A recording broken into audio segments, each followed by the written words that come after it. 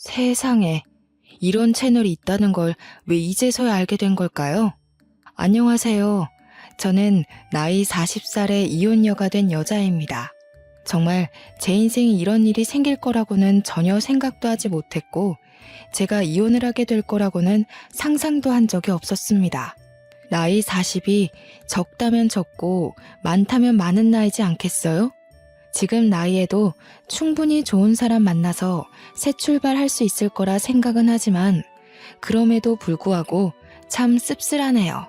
제가 지금부터 풀어나갈 이야기는 조금 답답할 수도 혹은 일부분 시원할 수도 있는 이야기입니다. 저에게는 크나큰 상처이긴 했지만 모든 일이 다 지나간 뒤 다시 생각해보니 지금이라도 탈출하게 된 게 참으로 다행이지 않나 싶네요. 하늘이 저를 조금 더 빨리 도와주셨다면 더 좋았을 테지만요. 그러면 미뤄둔 이야기를 지금부터 꺼내보겠습니다. 저는 고등학교에 진학하면서부터 정신을 차리고 공부를 하게 된 케이스입니다.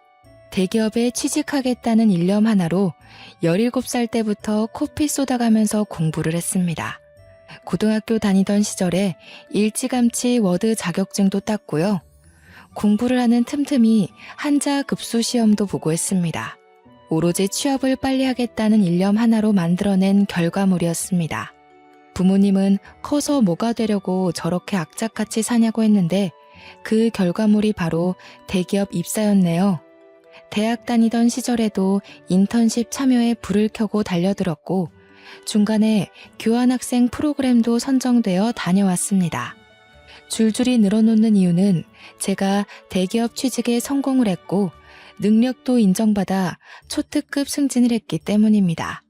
저와 남편이 만나게 된 자리도 회사였기 때문에 회사 이야기를 빼놓을 수가 없네요.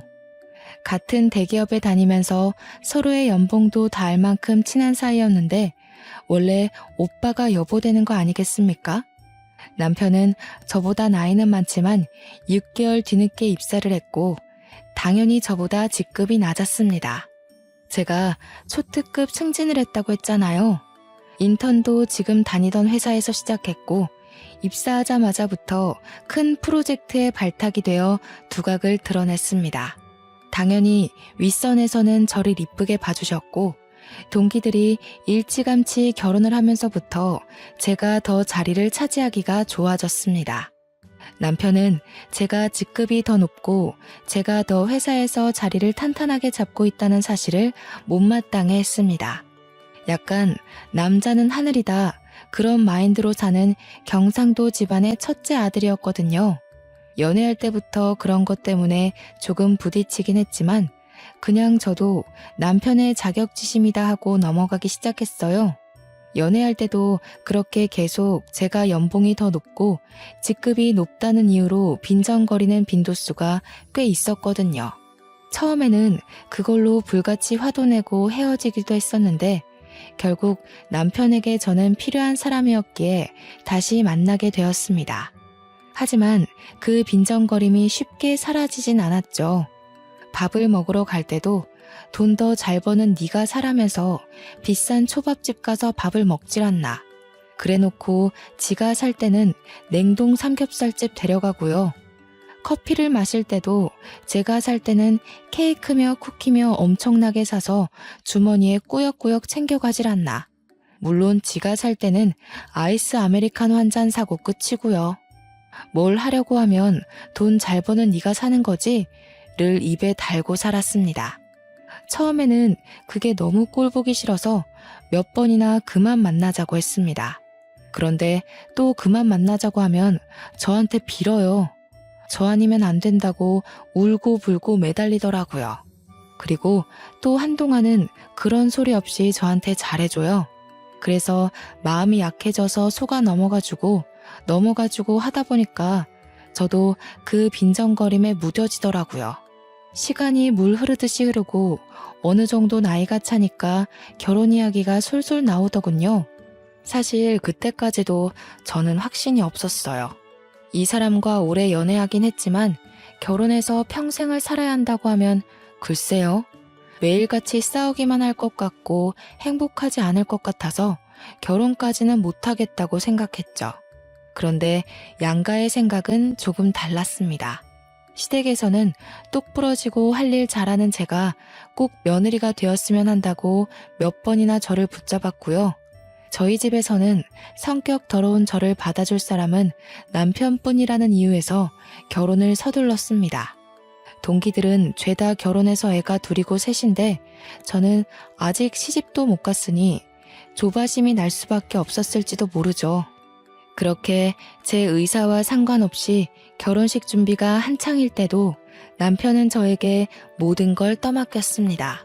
그때 저는 큰 프로젝트의 중심에 있었기에 시간이 매우 부족했음에도 불구하고 남편이 모든 걸 저에게 맡기는 바람에 결혼식 준비까지 해내야만 했어요. 왜 저한테 오롯이 다 맡겼는지 궁금하시죠? 제 취향이 까다롭거나 신부가 제일 빛나야 하는 자리니까 그런 이유도 아니고요. 단지 제가 더 돈이 많다는 이유였습니다. 돈 많은 사람이 결정권을 가져야 편하다고 지는 손 놓고 있었던 거죠. 저는 그런 남편을 전혀 이해할 수 없었고 속으로 정말 욕도 많이 했지만 좋게 생각하려고 노력했습니다. 이미 주위에도 결혼한다고 소문이 다 났고 제일 중요한 회사에서도 소문이 다 났기 때문에 이제 와서 무르기에 늦었다고 생각한 거죠. 저에게도 체면이라는 게 있으니까요. 결혼은 반반 결혼하자고 했더니 대출은 제 이름으로 받자고 하더군요. 이유는 당연히 제가 더 잘 벌기 때문이죠. 소식을 들은 친구들이 제가 아깝다면서 저를 뜯어말리기까지 했습니다. 딱 봐도 생긴 게 좀팽이 같고 속도 좁아 보이는데 그런 지옥구덩이에 가냐고 하면서요. 결혼을 한 친구들은 저에게 평생 비혼으로 커리어 지키면서 살 줄 알았다고 결국 너도 어쩔 수 없이 시집을 가는구나 하면서 안타까워했어요. 그 이야기를 듣자마자 경력 단절이 막 떠오르면서 파혼할까 싶기도 했습니다. 저도 매일 밤잠을 못 잘 정도로 엄청난 고민을 했어요. 근데 제가 이런 고민을 하는 게 티가 났는지 제 눈치를 보면서 저한테 엄청 헌신하는 척 하더라고요. 평소에도 제 기분이 나빠 보일 때 열심히 옆에서 비위를 맞춰주는 사람이긴 했거든요. 뭐 결혼 준비하면서 스트레스 받나 보지 싶었는지 뜬금없이 꽃다발을 선물로 주기도 하고 비싼 레스토랑에 데려가기도 하고요. 평소에는 선물하지 않던 비싼 브랜드의 목걸이도 선물을 해주더군요. 솔직히 그런 선물 받으니까 싫진 않았어요. 부모님 말씀대로 제 성격을 이만큼 받아줄 사람이 어디 또 있겠냐 싶기도 하면서 그냥 다들 이렇게 살겠지 하는 마음으로 결혼식까지 진행했습니다. 결혼식을 진행할 때부터 맡고 있던 프로젝트에 갑자기 스폰이 붙으면서 점점 규모가 커졌어요. 정말 신혼이라는 걸 까먹을 정도로 바빠서 회사에서 숙식을 해결해야 할 때도 있었습니다. 야근은 밥 먹듯이 하고 주위에서도 기대감이 엄청나게 컸습니다. 남편은 제가 집에 들어오지 않는 것에 대한 불만보다 제가 그 큰 프로젝트의 주축이라는 걸 더 고가워했어요. 이제 혼인신고도 했겠다. 저에 대한 자격지심을 숨기지 않고 드러냈습니다. 그게 불과 결혼한 지 3개월 만에 일어난 일이었습니다. 8개월간 이뤄진 큰 프로젝트는 엄청나게 상황한 채로 끝났습니다.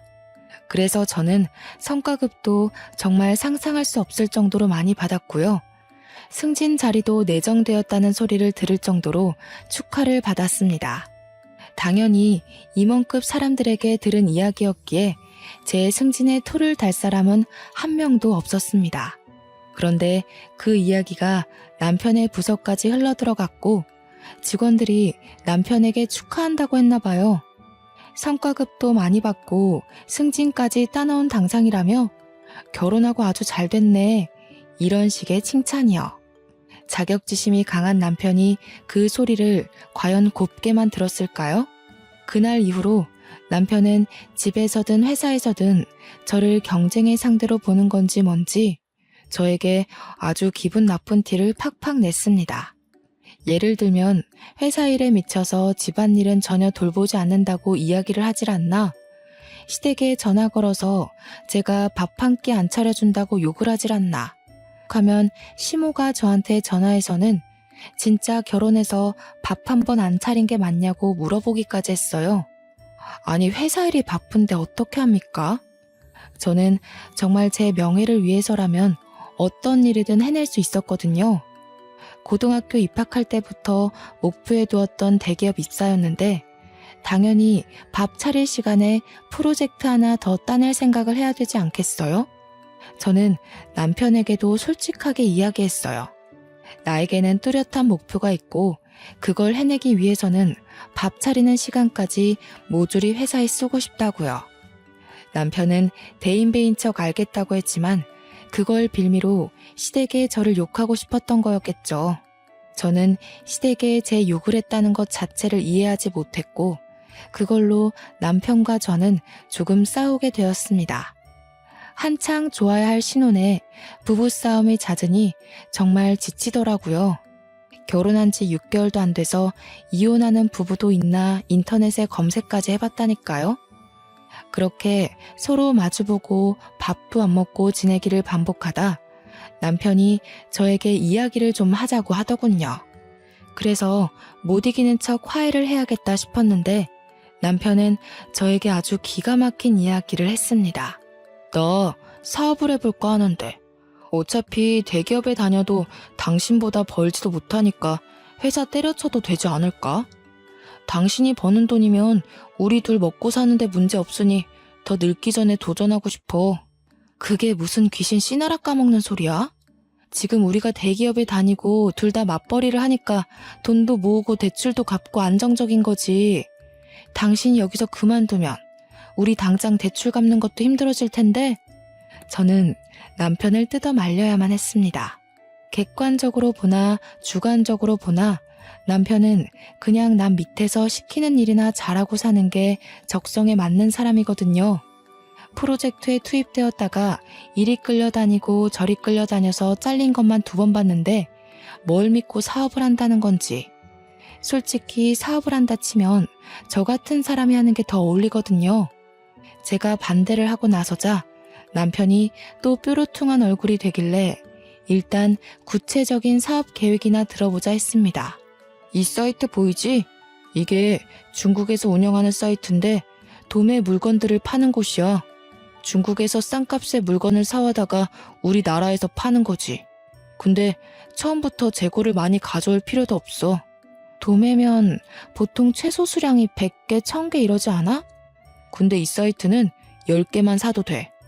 매장이나 이런 데서 팔겠다는 건 아니고 나도 인터넷 사업자내서 인터넷 쇼핑몰 오픈하면 잘 될 것 같아. 요즘은 SNS 홍보도 하고 하니까 재고 떠안을 필요도 없고 괜찮지 않아? 이야기를 듣는데 사업 계획이 꽤 구체적이더라고요.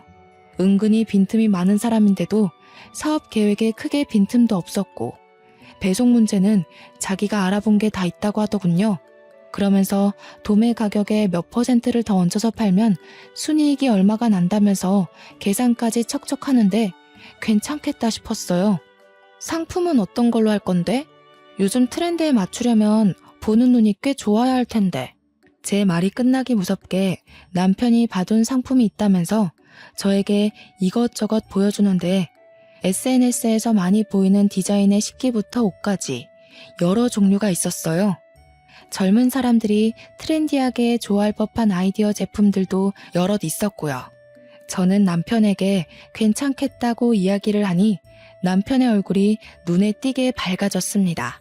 하지만 처음부터 올인해서 매달리는 것에는 반대를 했어요. 남편을 차근차근 설득하기 시작했습니다. 상품들이 전부 좋다. 가격도 좋고 국내 인터넷 쇼핑몰에서 판매했을 때 가격도 나쁘지 않은 것 같다. 하지만 처음부터 주문이 많이 들어올 거라는 생각은 들지 않으니 회사를 다니면서 차근차근 해보자. 이렇게 이야기를 하니 남편도 수긍을 하더라고요. 자기도 집 대출 갚고 생활비 생각하면 당장 회사를 그만두는 건 아니다 싶었는지 회사를 다니면서 사업자를 내서 해보겠다고 했습니다. 그렇게 남편에게 나름 용기를 북돋아주고는 저희도 화해를 했어요. 그동안 서로 서운하게 해서 미안하다. 나도 가정을 챙기겠다. 너도 자격지심 그만 부려라 하면서요. 간만에 두 다리 뻗고 잔 것 같네요. 그렇게 남편은 평일에는 회사 일을 보고 주말에는 상품을 떼와서 이리저리 촬영도 하고 인터넷 쇼핑몰을 오픈해서 물건을 올리기 시작했습니다. 처음에는 10개, 20개 사서 팔았던 제품이 점점 주문이 늘어나자 50개, 100개가 되었어요. 말 그대로 오픈한 지 두어 달 만에 대박이 나고 말았습니다. 배송 보내느라 평일에 퇴근하고 와서는 남편과 둘이 상품 포장하는 데 시간을 다 보내야만 했어요. 저녁밥도 제대로 먹지 못할 만큼 바쁘니 저희도 점점 지치기 시작했습니다. 처음에는 작은 방에 물건들을 두고 재고를 파악해가면서 물건을 배송했는데 주문량이 늘어나니까 방 정리가 되지 않는 거예요. 창고를 하나 얻어서 물건을 쌓아야 할 지경이 오니까 남편도 저도 둘이서 할 수 있는 업무량이 아니다 싶었습니다. 물건 배송 나갈 걸 포장하는 와중에도 쉴 새 없이 주문이 밀려 들어왔으니까요. 트렌드가 또 얼마나 휙휙 바뀌는지 잘 아시죠? 새 물건은 계속 들어오고 집 거실까지 물건이 꽉 차서 발 디딜 틈이 없고 결국에는 집 근처에 크게 나온 지하 창고에 새를 얻어서 물건을 정리하기 시작했습니다. 평일에 회사 일 때문에 창고 정리도 못하고 배송이 점점 밀리자 남편이 드디어 회사를 그만두겠다고 했습니다. 월 매출만 따져봐도 지금 남편이 버는 월급보다 훨씬 많은 돈을 벌 수 있었거든요. 남편의 성공과 동시에 저는 약간 불안해졌지만 남편에게 처음부터 약속했던 게 있었던지라 저는 퇴사에 찬성해줬습니다. 쇼핑몰을 시작한 지 6개월 만에 남편이 버는 돈은 제 월급보다 많아졌어요. 회사를 그만두고 직원을 둘이나 뽑아서 배송 업무를 도맡아서 하게 했고요. 저는 점점 늘어나는 남편의 쇼핑몰 규모에 정말 입이 떡 벌어지고 말았죠. 남편이 남 밑에서 일해야 되는 사람인 줄 알았는데 사업에 정말 소질이 있었습니다. 제가 모르는 사이 맘카페 같은 곳에도 홍보를 했고 SNS 활동도 활발하게 하면서 사업을 점차 키우고 있었던 거죠. 대기업을 퇴사할 때도 조금은 섭섭해할 줄 알았는데 시원한 마음만 가득하다면서 정말 행복해했습니다. 그런 남편의 모습을 보면서 정말 용기 있는 선택이라고 생각했고요. 그런데 남편이 저보다 월급이 많아지고 사장님 소리도 듣고 장사가 정말 잘 되니까 점차 저에게 의쓰대기 시작했어요. 카드 하나 띡 던져주면서 앞으로 생활비는 본인이 책임지겠다면서 제가 버는 돈은 푼돈이니까 전부 저금을 하라는 거예요. 은행에 가서 펀드 가입도 하나 하고 적금도 들으라고 종용했어요. 그러면서 자동이체까지 걸어버리고 저한테 앞으로는 가계부도 쓰고 버는 돈 전부 모으고 있는지 확인하겠다고 저를 올가매는 거예요. 그 전까지는 제가 버는 돈이 더 많으니까 제가 옷을 사거나 가방을 사는 것에 뭐라고 한마디도 못하더니 월급이 역전되니까 저한테 그런 거 하나하나 허락받고 사라고 간섭을 하는 거죠. 하지만 저희도 대출금도 갚아야 하고 나중에 아이도 가질 계획이었으니까 돈을 모아야 한다고 생각은 했어요. 그래서 남편 말도 일리가 있다고 생각하고 돈을 모으기 시작했습니다. 본인이 받은 퇴직금은 투자를 하겠다며 주식에 다 쏟아부었습니다. 저는 그 돈으로 차라리 사업을 더 키워보라 했지만 지금도 충분히 버는데 더 키워봤자라며 제 말을 무시하더군요. 솔직히 저는 주식이 좀 무서웠거든요. 한 방에 돈을 다 잃어버릴 수도 있으니까요. 남편은 은근히 투자에 눈이 밝은 사람이었어요. 저를 은행에 데려가서 펀드 계좌를 만들게 했을 때는 손해가 날 수도 있다고 해서 겁먹었는데 남편이 골라준 종목마다 다 오르더군요. 남편의 퇴직금으로 쌓아올린 주식도 꽤 수익이 났다고 했어요. 제가 눈으로 직접 본 건 아니니까 진짜인지 아닌지는 모를 일이지만요. 그래도 똑부러지게 잘하니까 저도 점차 남편에게 의지하기 시작했습니다. 그러던 어느 날 남편이 직원 2명으로도 물건이 감당이 안 된다면서 직원을 더 늘리겠다고 하더군요. 원래 저와 일일이 상의하던 사람이었는데 장사가 잘 되고 주위에서도 사장님 사장님 하니까 이제는 일방적인 통보를 했어요. 어차피 제 사업 아니고 저는 대기업에서 여전히 일을 하고 있었기에 서운하진 않았지만요. 처음에는 시부와 시모도 남편을 도와서 배송 물건을 포장하고 했었는데 자꾸 실수를 하신다는 거예요. 저는 그래도 시부모에게 용돈 줄 명분도 생기고 천천히 확인하면서 일하면 되지 않냐고 시부모랑 함께 하라고 했어요. 근데 남편이 저에게 버럭 화를 내더라고요. 우리 부모님한테 내가 용돈 주겠다는데 너 지금 그거 고가워서 우리 부모님 일 시키려고 하는 거냐고요. 저는 그런 뜻이 아니라고 이야기했죠. 어차피 퇴직하셔서 심심하실 텐데 아들 사업도 도와주고 같이 있는 시간을 늘리면 서로에게 좋지 않겠냐고 했는데도 남편은 제 말을 듣지 않았어요. 그저 시부모를 부려먹지 못해서 안달난 며느리처럼 저를 바라보았습니다. 억울했지만 어떻게 하겠어요. 자기 사업이고 자기가 알아서 하겠다면서 저를 완전히 배제시키는데요. 그러더니 새 직원을 뽑았다고 하더군요. 어린 여자애 하나와 군대 다녀온 남자애 하나였어요. 남자애는 물건 정리하고 재고 관리하고 배송 업무만 도와주러 오시는 아줌마 셋과 함께 포장 업무를 했고요. 여자애는 사무실에서 주문도 받고 문의글 같은 거 답변도 해주고 전화 상담도 하는 그런 업무를 도맡아 한다고 했어요. 남자 직원은 창고에 상주했고 남편이랑 여직원은 칸으로 나눠진 사무실에서 컴퓨터 업무를 본다고 했습니다. 포장 직원 아줌마들도 매일같이 와서 3-4시간씩 포장을 할 정도였으니 규모가 정말 커지긴 했죠.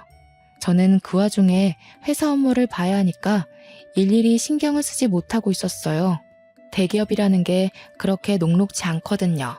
제가 딴짓할 수 있는 시간을 전혀 주지 않았기에 저는 평일에 월차를 내지 않고서야 남편 사무실에 가볼 수가 없었죠. 그리고 남편은 제가 일단 남편 사업장에 가서 참견하는 행위 자체를 싫어했습니다. 직원들을 새로 뽑고 몇 개월이 지나서 제가 회식이라도 해야 되는 거 아니냐고 퇴근하고 들리겠다고 하니까 완전 반대를 하더군요. 사장이 있는 것도 눈치 보일 텐데 사장 부인까지 온다고 하면 애들 기죽는다고요. 아니 뭐 제가 애들 잡아먹는 것도 아닌데 그렇게 말하니까 좀 그렇더라고요. 제 월급을 전부 적금과 펀드에 쏟아붓고 있었잖아요. 그러다 보니 제가 성과급을 받지 못하면 개인적으로 쓸 수 있는 돈이 없더라고요. 이미 예전부터 모아두었던 돈은 집 대출금 갚는 데 쏟아부었고 이전에 받은 성과급으로는 이미 가방도 사고 부모님 용돈도 드렸고요. 회사 일에 매진해봐야 월급 통장으로 돈이 들어오면 전부 다른 계좌들이 퍼가요 하니까 제 개인 돈이 없는 거예요. 있는 거라곤 달랑 남편이 준 카드 하나뿐이었어요. 그래서 어쩔 수 없이 남편 카드로 팀원들한테 커피를 하루 쏜 적이 있었어요. 제가 써야 할 차례이기도 했고 제 승진이 코앞이었던 터라 기분 낼 겸 썼습니다. 그런데 카페에서 5만 원 정도 긁고 나니까 남편한테 바로 전화가 오는 거예요. 무슨 카페에서 뭘 먹었길래 5만 원씩이나 나오냐고 저한테 잔소리를 막 하는 거 있죠. 저는 너무 당황스럽고 또 한편으로는 수치스러운 마음이 들었어요. 제 한 달 월급이 600만 원이거든요. 남편이 버는 돈은 정말 1000만 원 가까이 되고요. 근데 고작 5만 원어치 커피 사 먹었다고 바로 전화해서는 잔소리를 퍼붓다니. 결혼하고 나서 비상금 한 푼 모아둘 생각 안 한 제가 너무 바보같이 느껴졌습니다.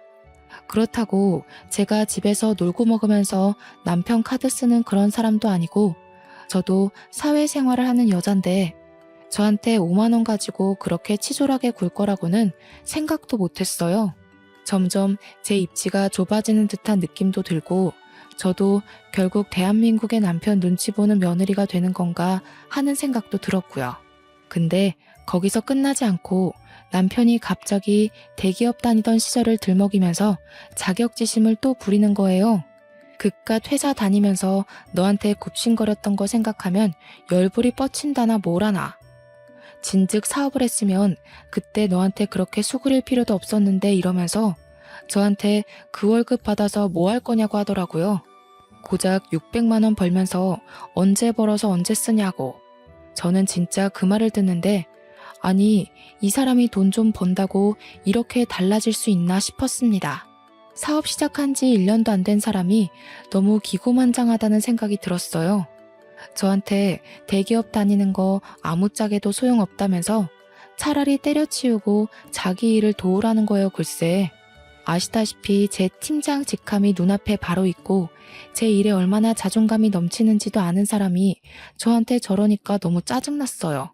그래서 저도 지지 않고 말했죠. 당신이 회사 다닐 때 성과를 못 내서 그만큼 벌었던 거지 나는 잘나서 잘 번다고. 누가 요즘 월급쟁이로 600만 원이나 벌겠냐고. 나 팀장 달면 연봉 더 오르는 거 알고 있냐고. 하지 말아야 할 말까지 해버렸죠. 당신 사업이 언제까지 잘 될 것 같냐고요. 그 말에 남편이 거품 물고 저한테 막 달려들었어요. 사업 망하라고 고사 지내는 거 아니냐, 자격지심 있는 거 아니냐면서 저한테 따지더라고요. 자기 사업 잘 되니까 배 아픈 거냐면서 애초에 사업 못하게 하려던 것도 저한테 굽신거리는 꼴, 평생 보고 살고 싶어서 그러는 거 아니냐고.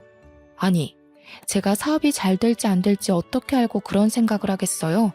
저도 말이면 단줄 아냐고 엄청 소리 높여서 이야기를 했고 결국 둘 다 부부싸움에 지쳐서 말도 안 하고 살게 되었습니다. 여자가 말이야, 남편 사업장 돕는 게 내조야 내조. 언제까지 그 사업이 잘 되기만 할 것 같아? 당연히 고정 수입이 있어야지. 누구 하나가 잘 벌고 못 벌고가 중요한 게 아니라 어쨌든 먹고 살아야 할 고정 수입은 필요하지 않겠냐고. 내가 생활비도 넉넉하게 주고 있잖아. 카드 하나 던져주고 내가 뭘 사 먹는지까지 일일이 체크하면서 뭘 넉넉하게 준다는 거야. 나도 내 돈 다 묶여있지만 않으면 당신 돈 안 쓰고도 살 수 있어. 그날 이후로 남편과 저는 대화를 하지 않게 되었어요. 어차피 입을 열어봐야 서로 상처 주는 대화만 하게 되었으니까요. 그렇게 한 달을 넘게 냉전 상태를 유지하고 지냈는데 어느 날 남편이 직원들이랑 회식을 하고 늦게 들어오더군요. 술에 떡이 되어서 돌아왔는데 현관 입구부터 술 냄새가 나서 제가 눈살을 찌푸렸어요. 정직원이라고 해봐야 남자애 여자애 하나 있는데 무슨 이 시간까지 술을 먹나 싶기도 했고요. 남편에게 질문을 해봐야 술에 취해서 대꾸도 못하고 있길래 현관 앞에 쓰러져 있는 걸 낑낑거리면서 집 안으로 들였습니다. 그런데 남편의 멱살을 잡고 끌고 가는 와중에 와이셔츠 카라 부분에 여자 화장품이 묻어있는 걸 발견했어요. 이 남자가 여자가 있는 술집이라도 갔다 왔나 싶어서 잔소리를 하려고 하는데 인사불성돼서 말귀도 못 알아듣더라고요. 그래서 다음 날이 될 때까지 기다렸습니다. 주말이라 늦게 일어난 남편에게 눈 뜨자마자 추궁을 했어요. 어제 도대체 어디서 뭘 했길래 와이셔츠에 여자 화장품이 묻어있냐면서 옷을 막 들이밀었더니 획 던지더군요. 그러더니 저한테 짜증을 내면서 아침부터 무슨 소리를 하는 거냐고 어제 여직원애가 술 취해서 넘어지려는 거 붙잡아 주다가 묻은 거래요. 지도 기억 하나 못하고 만취해서 들어와 놓고 그 상황은 잘도 기억이 났는지 나불나불 거리더라고요. 너무 아무렇지 않게 이야기하길래 의심은 갔지만 그냥 그러려니 했습니다. 근데 그거 아시죠? 한 번 의심의 씨앗이 싹 트니까 남편의 행동을 주시하게 되더라고요. 남편이 점점 퇴근하는 시간이 늦어지는데 처음에는 그냥 일이 바쁜가 보다 했던 게 의심이 한번 싹 트니까 곱게 보이질 않는 거예요. 휴대폰도 처음에는 대놓고 하던 사람이 점점 숨기면서 보는 것 같다는 기분도 들고요. 그래서 제가 하루 날을 잡고 남편이 잠든 사이에 몰래 휴대폰을 뒤져봤어요. 근데 정말 아무것도 없이 깨끗했습니다. 남편이랑 직원들이 나눈 단체 대화방이나 개인 문자를 뒤져봐도 아무것도 없이 일 이야기만 있었고요. 괜히 의심했던 게 미안해지면서 몰래 본 건 비밀로 해야겠다 싶었습니다. 그러다가 진짜 제 인생에서 가장 잊지 못할 사건이 터졌습니다. 의심을 지우려고 노력한 지 한 달이 채 지나지 않아서 남편이 휴대폰이 사라졌다고 막 집안을 뒤지더라고요. 저도 전화해보고 했는데 어디에서도 남편 휴대폰이 울리지 않았어요. 아무래도 차에 두고 온 것 같다는 소리를 하더라고요. 마트 갈 준비를 하고 있었거든요. 그래서 남편한테 차 키를 달라고 했습니다. 어차피 나 마트 가려고 했어. 당신 차 타고 갔다 오면서 휴대폰 있나 봐줄게. 그러다 남편이 의심 없이 차 키를 저에게 주더라고요. 그래서 남편 차를 찾아서 시동을 걸고 보니 음료 놓는 자리에 휴대폰이 꽂혀 있었습니다. 칠칠치 못하게 여기다가 두고서는 휴대폰을 그렇게나 찾았구나 싶어서 주머니에 넣고는 마트에 가려고 했는데 갑자기 진동 소리가 들리는 거예요. 제 휴대폰도 주머니에 있는 남편의 휴대폰도 조용한데 진동 소리가 계속 들렸어요. 뭔가 싶어서 소리가 나는 곳을 찾아보니까 차 글로브 박스 안에서 울리더라고요. 그래서 아무 생각 없이 글로브 박스를 열었더니 남편 휴대폰과 똑같은 기종의 똑같은 색인 휴대폰이 하나 더 있더라고요. 순간 등줄기에서부터 소름이 쫙 끼치면서 금기의 열매를 먹은 것 같은 기분이 들었습니다. 발신자를 확인하니 하트라고 되어 있었어요. 저는 덜덜 떨리는 손으로 전화를 받았습니다. 웬 여자가 여보세요? 하길래 제가 누구세요? 라고 반문을 했어요. 그러니까 여자가 누구세요? 하는 거예요. 그래서 제가 너 누구냐고 하니까 전화를 말없이 끊더라고요. 그래서 너무 어이가 없어서 남편에게 전화를 하려고 보니 제 주머니 속에 휴대폰이 있잖아요. 쎄한 느낌의 남편 것으로 추정되는 다른 휴대폰을 뒤져보려고 하니 비밀번호가 걸려 있더라고요. 이거 분명히 뭐 있다. 남편이 바람난 게 틀림없다 하는 생각이 들었습니다. 마트를 다녀와야 하니까 내비게이션을 딱 켰는데 거기서 또 소름이 돋더라고요. 최근 주소지 검색 목록이 생각나서 그걸 딱 눌렀는데 웬 오피스텔 주소가 엄청 찍혀 있는 거예요. 땡땡동 땡땡 오피스텔이라고 적혀 있는데 남편 사무실에서 10분 거리거든요. 저는 뭔가에 홀린 사람처럼 남편의 블랙박스를 뒤졌습니다. 블랙박스에 녹화된 목록을 하나하나 뒤져보는데 땡땡 오피스텔 앞에서 찍힌 녹화본이 있더군요. 숨죽여서 화면을 제 휴대폰으로 하나하나 녹화하기 시작했어요. 남편이랑 여자가 오피스텔로 들어가는 모습 전부를 날짜까지 정확하게 보이게 찍었습니다. 찍는 내내 손이 어찌나 떨리고 호흡이 가빠지는지 결혼할 때부터 할까 말까 떠밀리듯 결혼한 남편이었지만 바람을 핀다는 게 확실해지니 정말 깊은 배신감이 들었어요. 증거를 나름 수집해놓고 마트에 가서 정말 아무 생각 없이 장을 보고 집으로 돌아와 남편에게 주머니에 있던 휴대폰을 주었습니다. 그랬더니 남편이 차에 있었냐고 하더라고요. 차에 있었어. 근데 휴대폰이 하나 더 있더라? 하트한테 전화 왔는데 내가 받았어. 그러자 남편 얼굴이 갑자기 딱딱하게 굳으면서 아무 말도 못하더라고요. 이 인간 나한테 딱 걸렸다 하는 생각이 들었죠. 근데 갑자기 표정을 싹 바꾸더니 무슨 소리냐고 웬 하트? 이러는 거 아니겠어요? 얼마나 가증스럽던지. 정말 코웃음이 뻥 하고 나올 것 같았습니다. 저는 글로브 박스에서 발견한 휴대폰도 남편에게 던졌어요. 그러자 남편이 빼도 박도 못한 증거를 들킨 것처럼 휴대폰을 양손에 쥐고 아무 말도 못하더라고요. 그 여자 누구야? 당신 회사 여직원이야? 그래서 오피스텔에 살림 차렸어? 땡땡동 땡땡 오피스텔에. 당신이랑 여자랑 들어가는 거 다 찍혔더라. 블랙박스까지 이미 다 확인하고 오는 길이니까 변명할 생각 하지 마. 오해야. 그리고 그걸 뒤져보긴 왜 뒤져봐? 당신 무슨 의부증 있어? 남의 사생활을. 부부끼리 사생활까지 존중해줘야 하는 거야? 그 사생활이라는 게 바람인 거고 내가 어디까지 눈 감아줘야 하는 건데 말해봐. 제 말에 남편이 아무 소리 못하고 부들부들 떨더라고요. 바람 필 때는 좋아서 몰랐겠지만 걸리고 나니까 이제 와서 후회라도 하는 건지 뭔지. 그런데 남편이 갑자기 한숨을 내쉬더니 오히려 당당하게 나오는 게 아니겠어요. 야, 남자가 사업하고 돈도 좀 벌고 하면 바람도 한 번쯤은 필 수도 있는 거지. 그거 실수잖아. 실수 한 번을 용서 못 해줘? 그냥 그런가 보다 하고 넘어가는 미덕도 없냐 너는? 네가 뭐 어떻게 할 건데? 나랑 이혼이라도 하게?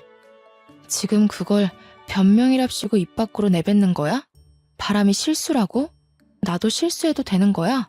너랑 나랑 같냐? 꼴랑 500만 원 좀 넘게 벌면서 내가 턱턱 가져다주는 돈 없으면 어떻게 살려고 그래? 그렇게 말하는데 정말 개구리 올챙이 시절 생각 못한다는 말이 딱 떠오르더라고요. 여자 혼자 사는데 월 500에서 600만 원이면 당연히 배부르게 먹고 살 수 있다는 생각은 왜 못하는 걸까요? 그리고 지 대기업 다닐 때 저보다 훨씬 못 벌었었거든요. 혼자 살면서 그 정도 월급이면 떵떵거리면서 살 수 있는데 지가 지금 버는 돈에 심취해서 저를 깎아내리니 너무 짜증났습니다. 바람은 둘째치고 저런 마음을 가진 사람과 살아야 한다는 게 개탄스러웠어요. 어차피 한순간 지나가는 바람이야. 내가 알아서 정리하고 올 테니까 그냥 그때까지만 냅둬. 내가 미쳤냐? 한 번 바람핀 인간은 두 번, 세 번 계속 바람피면서 살게 돼 있댔어. 그냥 이혼해. 내가 뭐가 아쉬워서 너 같은 인간이랑 같이 살아? 누가 아쉬울 것 같아? 아쉬운 건 너지. 내가 벌어다 주는 돈 없으니까. 너같이 대기업 다닌답시고 일에 미쳐서 남편은 신경도 안 쓰는 여자 나도 필요 없어. 네가 내조를 하기를 해, 살림을 하기를 해? 나도 너랑 이혼하는 게 마음 편해. 저도 같이 달려들어서 남편한테 싸댔어요. 위자료 톡톡히 준비하라고, 바람난 주제에 말이 많다고, 시댁이나 친정이 알아서 이야기하라고, 네가 바람나서 헤어지는 거라고 물고 늘어졌죠. 집은 제 이름으로 대출받았던 거고 갚아야 할 돈도 이제 멀지 않았기 때문에 위자료인 셈 치고 제가 들고 간다고 했어요. 머릿속으로 계산기 좀 두드려보는 것 같더니 지 손해는 아니다 싶었는지 그렇게 하고 깔끔하게 이혼하자고 하더라고요. 월급쟁이 불쌍해서 자기가 1, 2억 정도 인심 쓰듯이 주는 셈 치자고요. 끝까지 그 잘난 사업장 얼마나 가나 지켜본다 했죠. 그 여자는 제 생각대로 회사 여직원이었어요. 나이도 고작 20대 중반이던데 어쩌다 16이나 차이 나는 남자한테 빠져가지고 그렇게 인생을 망치는지. 그래도 제 업보다 생각하고 살아야죠. 유부남 꼬셔서 살림까지 차린 건데 근데 저는 그냥 넘어가면 안 되지 않겠어요? 남편과 협의이혼 도장 찍고 아파트까지 다 넘겨받은 이후에 상간녀 소송부터 걸었습니다. 증거야 뭐 블랙박스면 충분하다고 하더군요. 거기다가 제가 그 불륜 남녀들의 휴대폰 수사까지 맡기면 증거야 차고 넘칠 거라고 했어요. 제가 상간녀 소송을 걸고 뒤늦게 남편이랑 상간녀가 송달을 받았는지 전 남편이 저에게 전화가 와서 그 소송 뭐냐고 화를 내더라고요. 상간녀 소송이 상간녀 소송이지 뭐긴 뭐겠어. 저는 그 한마디 날려주고 두 연놈들의 번호를 차단해버렸습니다. 당연히 증거가 충분했기에 소송에서 저는 이겼고 위자료로 2천만 원을 받게 되었습니다. 물론 그 돈도 남편의 주머니에서 나온 돈이었겠지만 속은 시원하더라고요. 승소문을 프린트해서 그 동네 오피스텔이랑 상간녀의 본집 주소지 근처에 죄다 뿌려버렸습니다. 인터넷에 찾아보니 명예훼손으로 걸려봐야 처음에는 벌금 몇십만 원이 전부라고 하더라고요. 게다가 상간녀 아버지가 교육자라고 했으니 타격은 더 클 거라고 생각했거든요. 그래서 그 학교까지 수소문해서 주변에 죄다 뿌려버렸습니다. 당연히 동네고 어디고 죄다 소문이 났을 거고 얼굴을 들고 다니지 못할 만큼 수치스러웠을 거예요. 저는 당연히 명예훼손에 걸렸고 벌금형을 받았습니다. 100만 원에 속은 엄청나게 시원해졌으니 아깝지 않았습니다. 주위 눈치 보면서 상간녀로 평생 사는 게 얼마나 힘들겠어요. 남편이랑 오래 만나봐야 얼마나 더 만날 수 있겠나 싶더라고요. 근데 더 속 시원한 건요. 우리나라랑 중국이랑 문제가 생겨서 중국에서 수출기를 닫아버린 사태에서 찾아왔어요. 수출길이 막히니 남편 사업장에도 당연히 차질이 생겼죠. 물건이 바로바로 들어와야 하는데 물건은 들어오지 않고 차일피일 배송 일자만 미루게 된 거예요. 주문이 들어왔으니 고객들은 돈을 다 냈는데 물건은 3주가 지나도 도착을 안 하니까 어떻게 됐겠어요? 한 번에 환불 요청 들어오고 일부 고객들은 사기 사이트라면서 소송 걸고 소송 걸린 것만 해도 몇십 건이라 일일이 대응하느라 변호사비로 돈 다 털리고 환불해주랴 털려 물건 없어서 장사는 안 되는데 직원들 월급까지 또 따박따박 줘야 하고 거기다가 배송 지연 보상까지 일일이 다 해줘야 한다더라고요. 인터넷에는 남편 쇼핑몰이 배송도 안 해주는 사기 쇼핑몰이라고 올라와서 회원들도 우수수 탈퇴하고 벌금 내고 소송 걸리고 전 남편은 거의 회생 불가 수준으로 쫄딱 망해버렸다고 하더라고요. 망하자마자 당연한 수순으로 상간녀도 잠수 탔다고 하대요. 하필이면 그 오피스텔도 상간녀 이름으로 얻었던 거라 그나마 보증금도 털려버리고요. 이 이야기를 어떻게 알았냐고요? 전 남편이 저한테 전화해서는 막 울면서 이야기를 다 해주더라고요. 차단해놨더니 다른 번호로 전화해서 한 번만 용서해달라고 울고 비는데 저보고 그동안 적금이랑 펀드 투자했던 거 많이 오르지 않았냐고 목돈 됐을 것 같다며 아파트 값도 많이 올랐던데 합치면 안 되겠냐요. 제가 미쳤나요? 그딴 새끼랑 다시 살게. 꺼져. 나도 10살 어린 파릇파릇한 연하남 만나서 행복하게 살 거니까. 너는 너대로 알아서 인생 잘 헤쳐가면서 사세요. 그러고 전화 끊고 바로 차단도 해버렸습니다. 그 이후에 연락이 왔는지 안 왔는지도 모르겠네요. 팀장 달고 새 명함 나오자마자 휴대폰 번호도 바꿔버렸거든요. 지가 생각해도 양심 없을 테니 전화는 안 했길 바랍니다. 지금 저는 정말 탄탄대로 잘 밟아가면서 팀장으로서 팀원들 잘 챙기면서 지내고 있어요. 전 남편에게 후원장담했던 것처럼 연하남과 썸 타면서 지내고 있네요.